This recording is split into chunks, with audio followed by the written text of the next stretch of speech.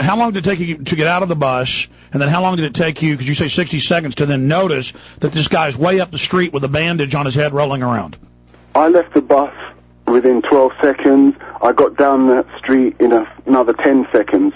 So within 25 seconds, I had witnessed the cameraman, and about 15 seconds after that, I actually noted this chap. So it was within 45 seconds, he was actually with some kind of headband and lying on the street. And I don't know how he got there, because if it was a bus blast, he must have been flung about 40 to 50 feet. And that is not really feasible with the injuries which he was displaying. And it was the wrong direction from the way the blast Precisely. went. How many operative types or police did you see when you got off the bus around you already staring at it? Okay, there were about 4 guys in blue bottoms and who had rucksacks. They were kind of foot soldier types. There were about 2 or 3 people who were just standing in the doorways, just watching everything. And there was another guy who was coordinating everything, he was in plain clothes and coordinating police when they finally came forward to actually do something. Just all there waiting. Oh, here comes the bus. Boom. Ha. Unbelievable, sir. Please stay with us. We've got Steve Watson waiting in the wings with other key comments and questions. Your courage is amazing. Daniel Obachaki is our guest. Born and bred Londoner. Talking during the break, it was just unbelievably powerful. I remember making Terror Storm and saying to Rob, my editor here in the office, I go, that photo looks fake. Bandages all over his face, thinly placed, no blood except on his chest, and it looked like it was put on out of a ketchup dispenser, little squirters that you use, just kind of dribbled down the front. And so many times my instincts are right.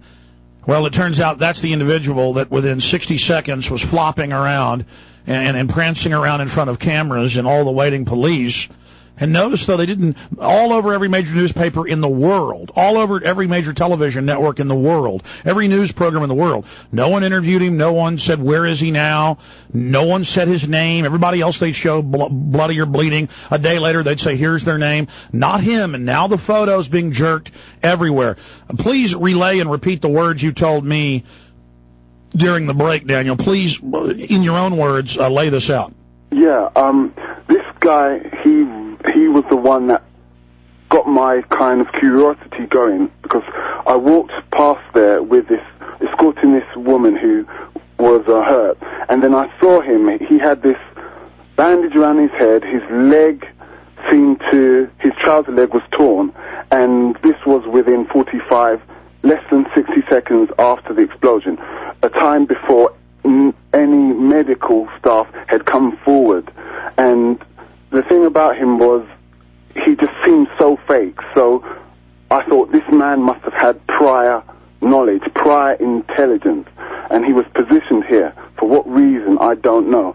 Then I conducted a search of my own online, because a few days after the 7th of July, his image was everywhere. And about a month ago, I looked, and it had been totally pulled. I mean, it wasn't on any of the BBC websites. It wasn't on any of the international news sites.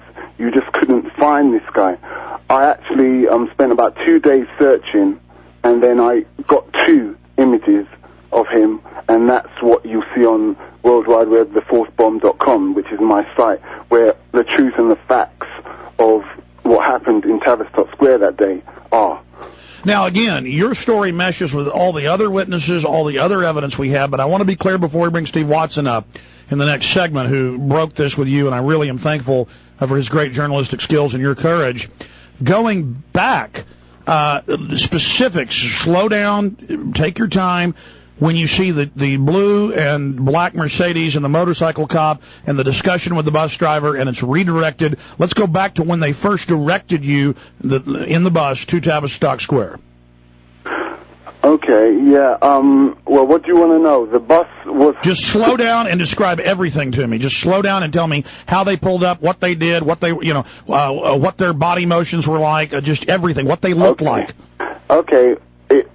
Euston bus station and proceeded down Euston Road. It was supposed to go straight from Euston to King's Cross, but these two cars were blocking its path. And then after a short time, a police motorcyclist whizzed up on his bike and had a word with one of the drivers. And white when men, I saw that, black men, Asian men, what do they look like? No, the drivers were of European appearance. The motorcyclist had a helmet, but he had a brief word with one of the drivers, and I thought, okay, thank God for that. This guy will tell the driver to go, and then we can get to where we need to be going. But instead of the police motorcyclist getting the cars to leave, they told him to leave, and he just turned around and sped off. And then, did you see them flash anything? They didn't flash anything. He waved something. It could have been some kind of card or pass or something, but as soon as the police... Who waved? The driver of the blue Mercedes or the black? The driver of the BMW. And what color? What color? The BMW was blue, correct? Blue, yes. The driver of the BMW waved the motorcyclist away with some form of identification. I only assume he had some form of identification. But you saw him, something in the hand, waved it. Yeah, that was it. Absolutely key. Stay there. Your debriefing will continue on the other side. Steve Watson will join in. This is absolutely vital, and we're trying to keep this man safe right now by him getting his entire story out in more detail. I'm Alex Jones, battling the New World Order at point-blank range.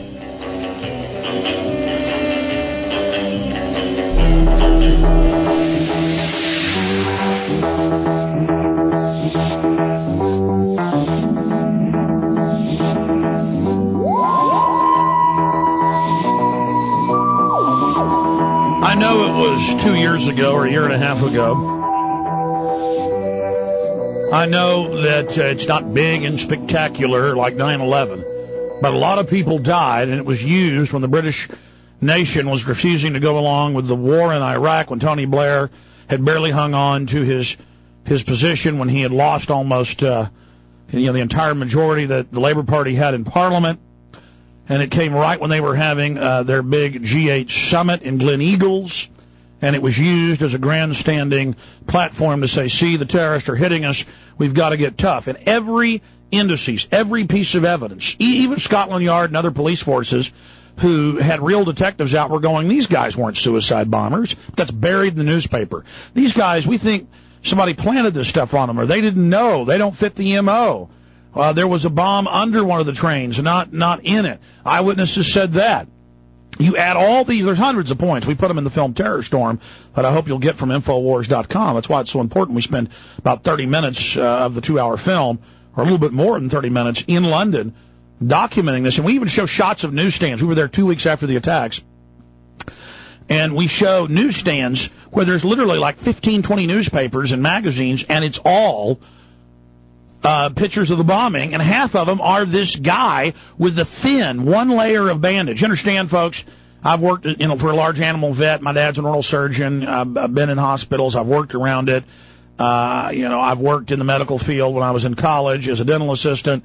But even if you haven't, you know common sense. You don't take thin gauze bandage, one layer.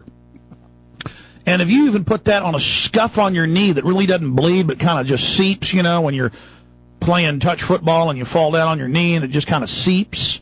I mean, even if it was just seeping, just a microscopic graze, it would stick to his face.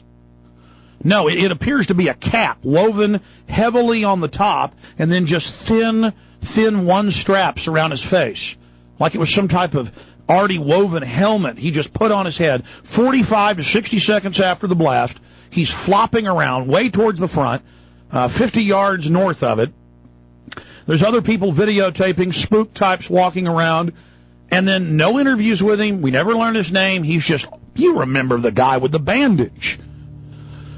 And those eyes have it all, ferret-like, scanning, calculating. And I just remember going, man, something's going on. That doesn't look right. And then he has like a ketchup bottle, that you spray onto your potatoes, you spray onto your French fries, it like a dribble on his shirt.